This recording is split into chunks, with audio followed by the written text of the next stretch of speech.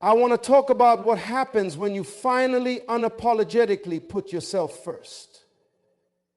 How many times have you felt overwhelmed, exhausted, and stretched thin, but still found yourself giving and giving to others? You might have been there for a friend, sacrificing your time, energy, and mental peace, even when you were running on empty. You might have worked late nights, skipped meals, or ignored your own health to meet deadlines and expectations. But somewhere deep inside, a question starts to nag at you. Who's taking care of me? This is the reality many of us face. Society has taught us that to be good, to be valued, we must constantly give to others, to work, to family. But when we continuously pour ourselves out without replenishing our own wells, we eventually run dry. And here's the sad truth. The world moves on when we burn out. People will find another friend to turn to, another employee to replace us, another family member to depend on. Yet, when we neglect ourselves, there's no one there to refill us. Self-care is not a luxury, it's a necessity. It's not about spa days or pampering yourself occasionally, though those are wonderful acts of care. True self-care is about developing the strength to set boundaries, to say no when you need to, and to protect your own peace. It's about understanding that your well-being, mental, emotional, and physical, is just as important as the needs of those around you. It's about recognizing that if you don't prioritize yourself, no one else will. Let's consider the concept of burnout. We hear the term thrown around, but what does it really mean? It's when the stress, the constant demands, and the overwhelming expectations have drained all your energy. The warning signs are there, but we often ignore them because we're too focused on fulfilling our roles in the lives of others.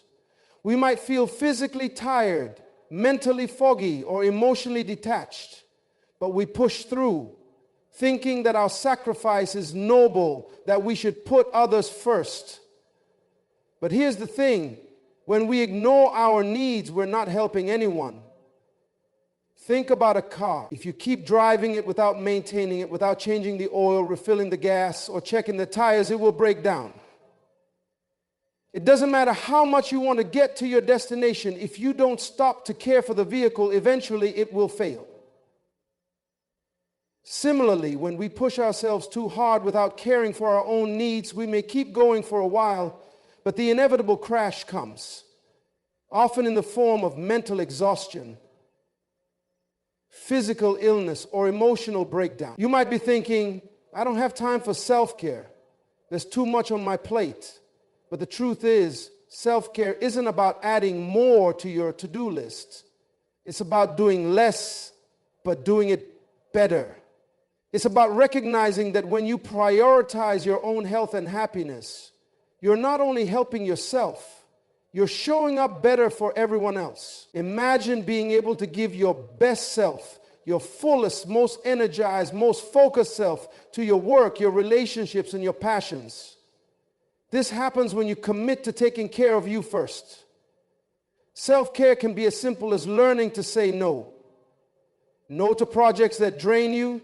No to relationships that demand too much without giving back.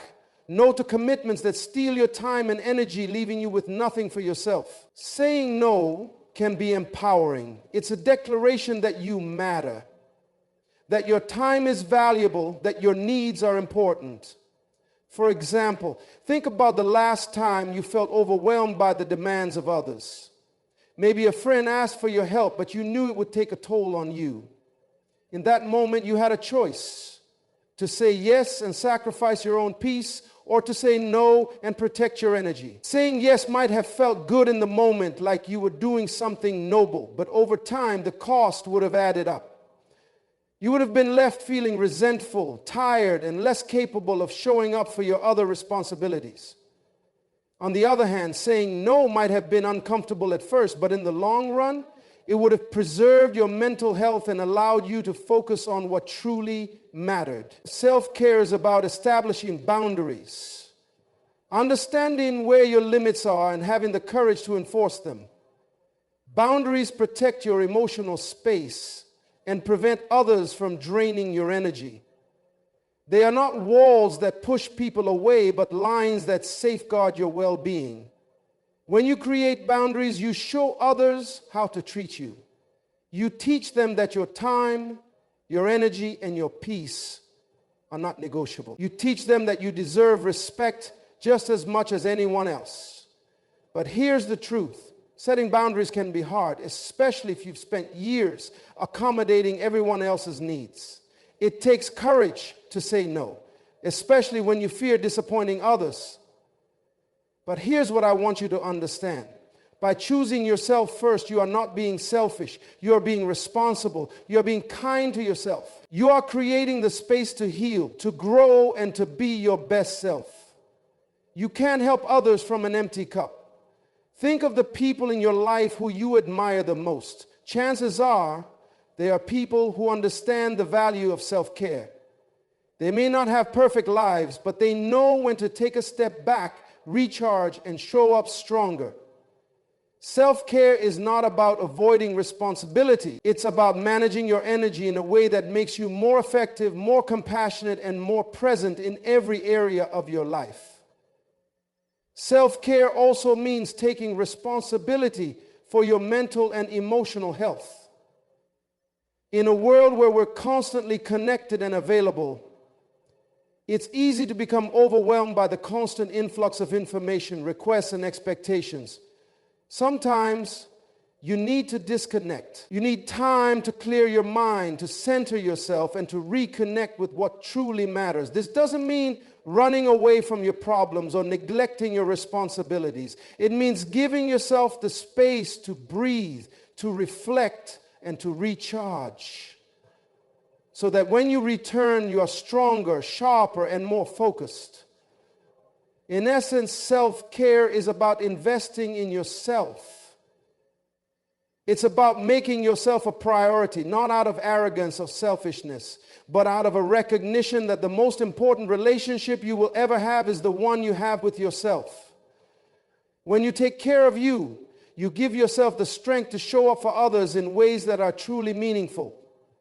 When you prioritize yourself, you teach the world how to treat you.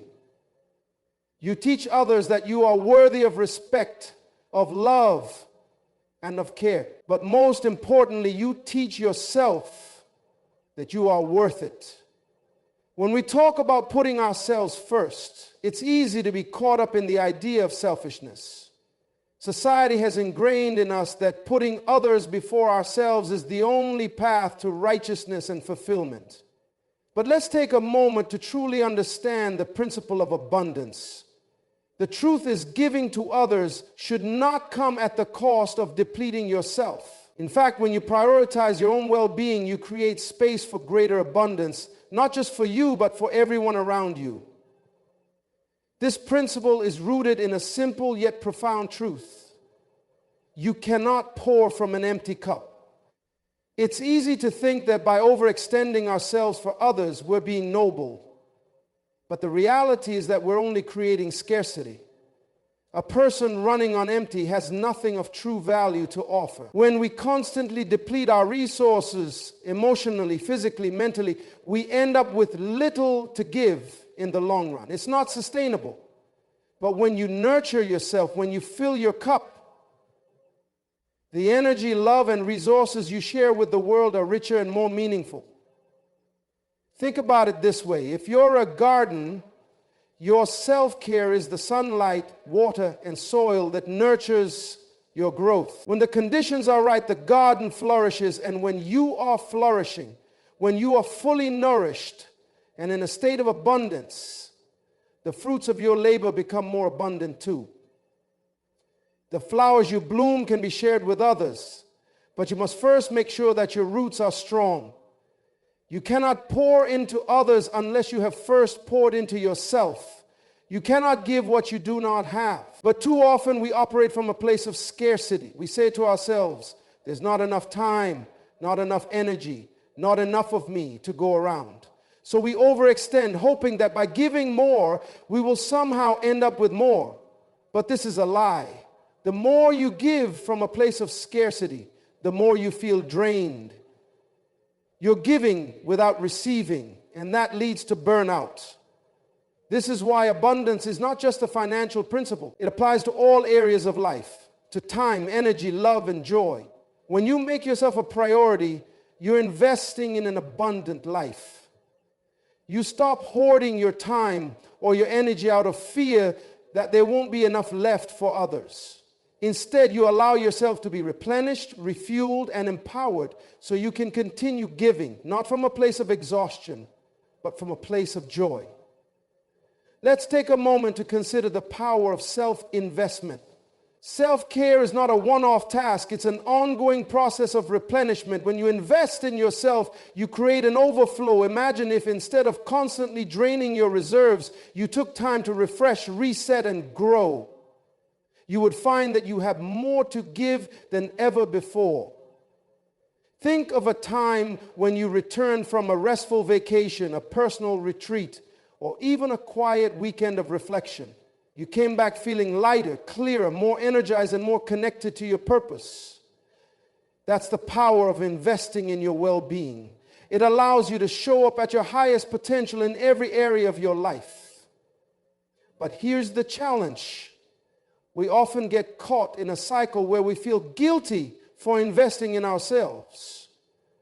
We live in a world that praises sacrifice, where doing it all is seen as a badge of honor. But if you spend your life giving everything to everyone else and never invest in yourself, you're selling yourself short. You're limiting your own growth and capacity to experience true abundance. It's like trying to run a race with shoes that are too tight. You can keep going for a while, but eventually your feet will ache and your progress will slow down. To run at your full potential, you need to care for yourself first. One of the greatest gifts you can give the world is your best self, a person who is thriving, who is well, who is emotionally grounded. When you are healthy, both physically and mentally, you radiate energy that others can feel. You bring a sense of calm, joy, and clarity into your interactions.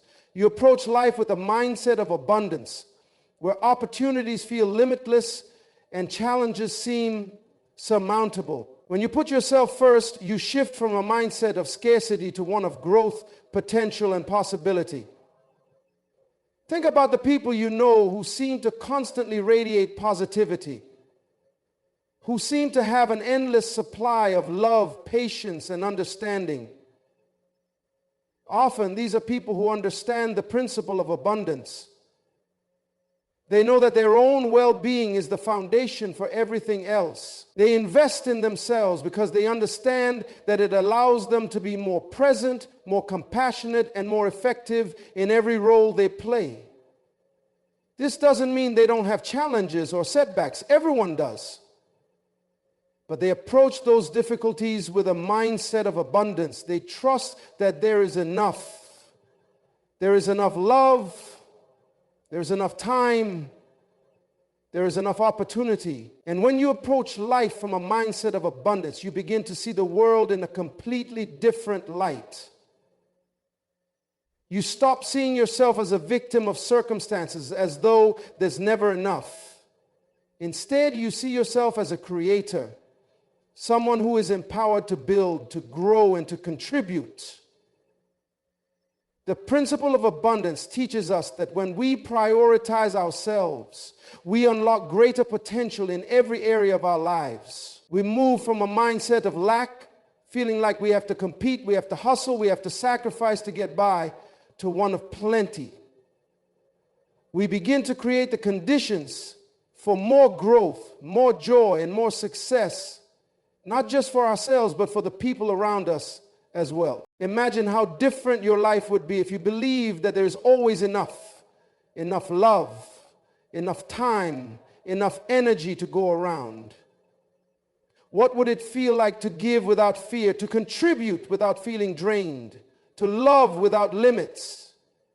This is what happens when you stop seeing yourself as a vessel that must be emptied to serve others and start seeing yourself as a source that replenishes itself and in turn replenishes the world. When you put yourself first, you tap into this abundance.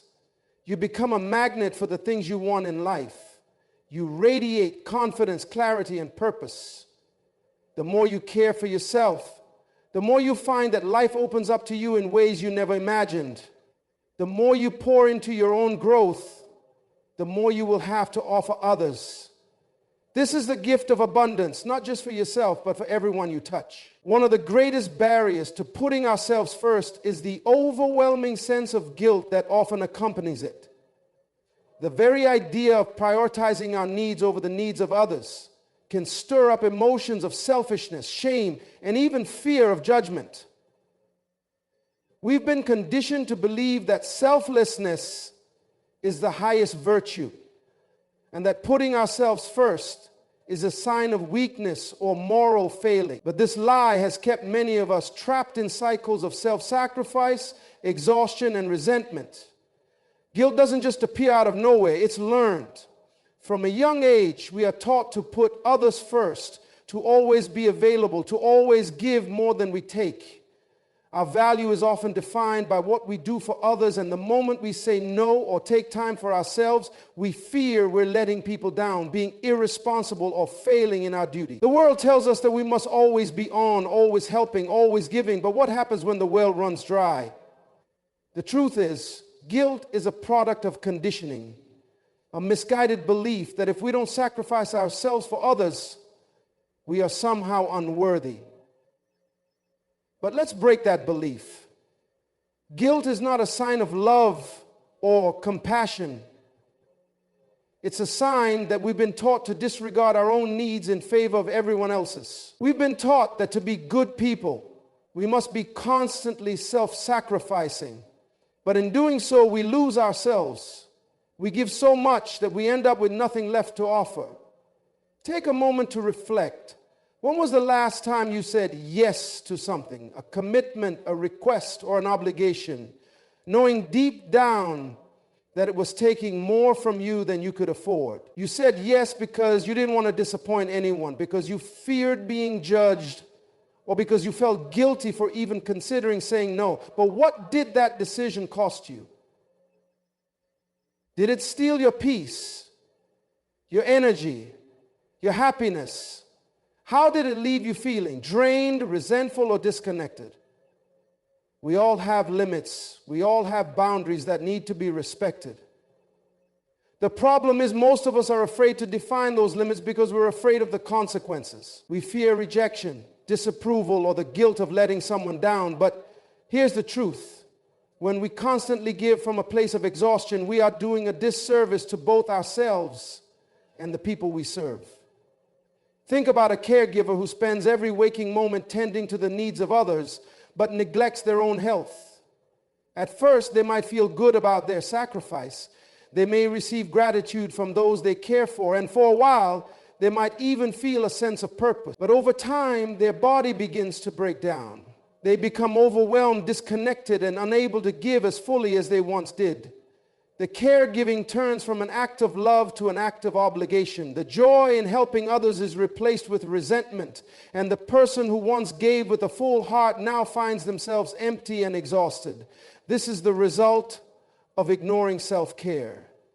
And this is what guilt can do when we let it control our lives. Saying no is one of the most empowering things you can do for yourself. It's an act of self-respect. When you say no, you are not rejecting the person or the task. You are simply acknowledging that your needs are just as important as anyone else's.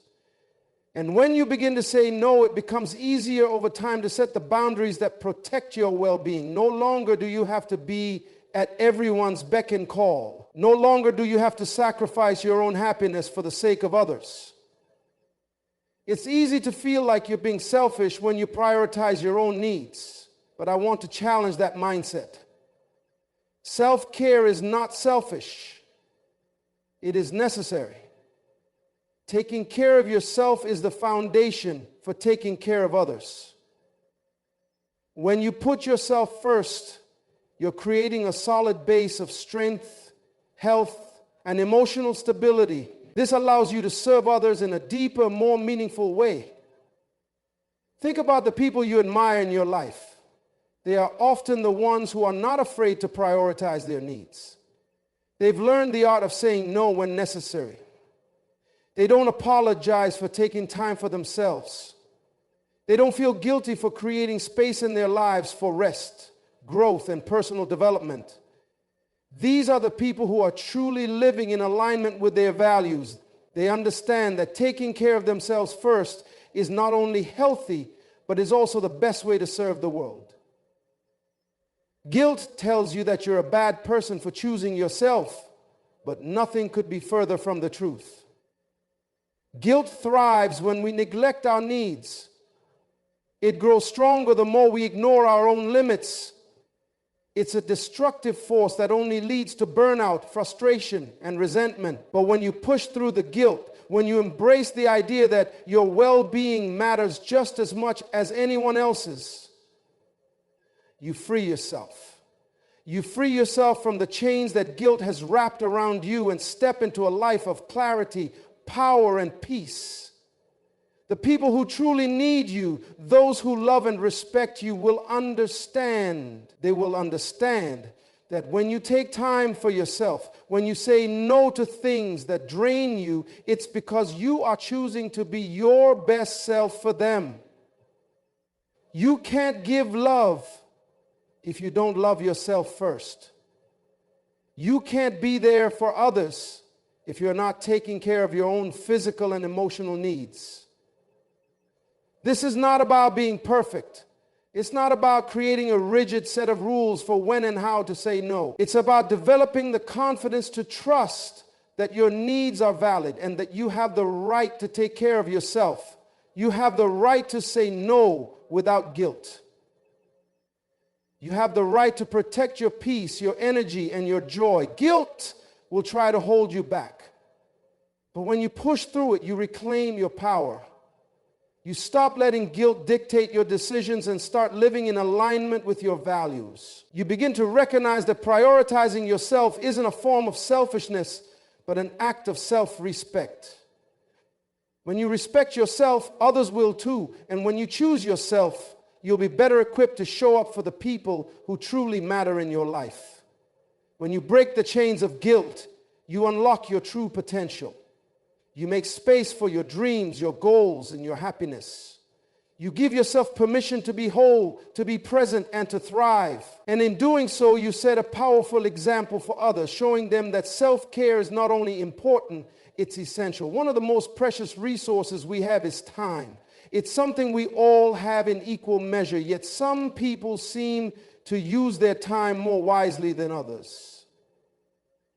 For many of us, time feels like a scarcity, always running out, always slipping through our fingers. We wake up early, rush through our days, and collapse into bed at night exhausted from trying to juggle everything on our to-do lists.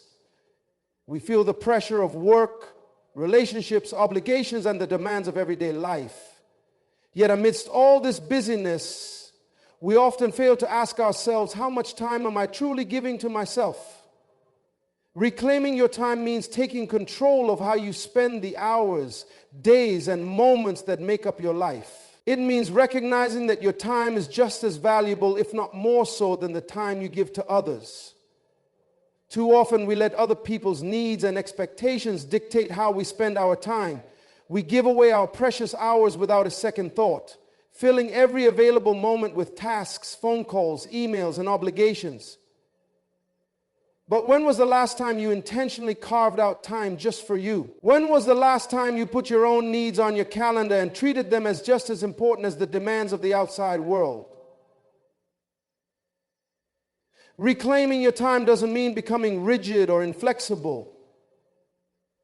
It doesn't mean saying no to every request or shutting people out. But it does mean being intentional about how you allocate your energy. It's about creating space for the things that truly matter to you. For rest, for self-care, for reflection, and for personal growth. Think about how many hours you spend on things that drain you. Maybe it's scrolling through social media, checking emails endlessly, or engaging in conversations that leave you feeling empty. Maybe it's attending events out of obligation or saying yes to projects that don't align with your true passions. While these activities may feel like they're filling your time, they often take away from what's truly important: your sense of peace, your joy, and your personal growth. Reclaiming your time means becoming aware of how you're spending it. It means being honest with yourself about what truly deserves your attention. We all have a limited number of hours in a day, and once they're gone, they're gone. Time is the one resource we can never get back. So how are you spending yours?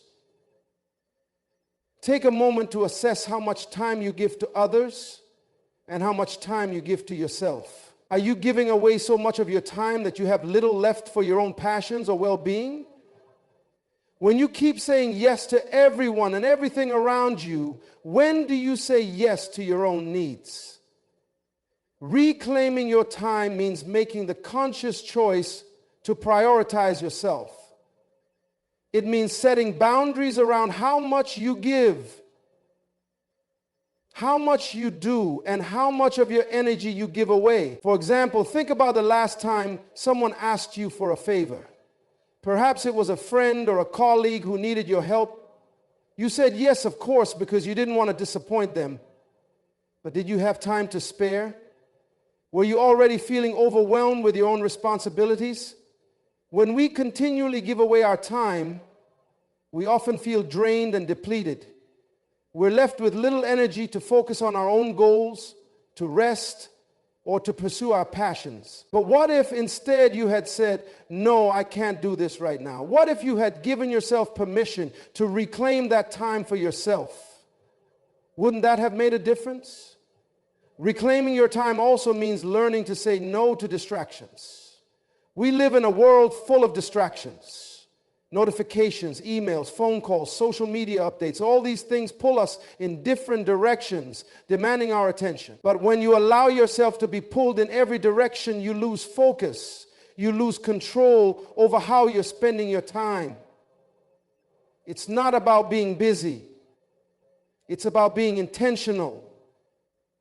When you take back control over how you spend your hours, you can start focusing on the things that matter most to you. Your dreams, your health, your relationships, your personal development. Imagine how different your life could look if you stopped letting time slip away on things that don't serve you. What if you began to take control of your day, not by filling it with more tasks, but by choosing the things that align with your true purpose and values? Imagine the energy you would have if you stopped chasing after external demands and started focusing on what brings you joy and fulfillment. This doesn't mean becoming selfish or neglecting your responsibilities. It means recognizing that you are worthy of investing your time in what will nourish your soul and move you closer to your goals. The process of reclaiming your time requires you to become conscious of how you're using it. Start by assessing where your time is going. Are there areas in your life where you feel like you're constantly giving but not receiving? Are you spending too much time on things that drain your energy? By identifying these patterns, you can begin to take back control. It's about being deliberate in how you allocate your time, ensuring that you are prioritizing activities that will help you grow, relax, and feel fulfilled. Reclaiming your time also involves giving yourself permission to rest. Rest is not a luxury, it's a necessity. We live in a society that glorifies constant productivity, where taking breaks is seen as laziness. But rest is essential for mental clarity, physical health, and emotional well-being. Without proper rest, you will not be able to perform at your best, no matter how hard you work. When you reclaim your time, you also make space for rest. You give yourself permission to step back, recharge, and come back stronger. When you take back your time, you're not just improving your productivity or your physical health, you're also improving your emotional well-being. Time for yourself means time to reflect, to process your emotions, to relax, and to reconnect with your inner peace. By carving out this time, you give yourself the opportunity to heal, grow, and find balance. Ultimately, reclaiming your time is about living with intention. It's about recognizing that your time is your own and that how you spend it determines the quality of your life. When you stop letting others dictate how you use your time and start prioritizing your own needs, you take back your power. You make space for the things that matter most to you. And in doing so, you create a life that is fulfilling, meaningful, and aligned with your values.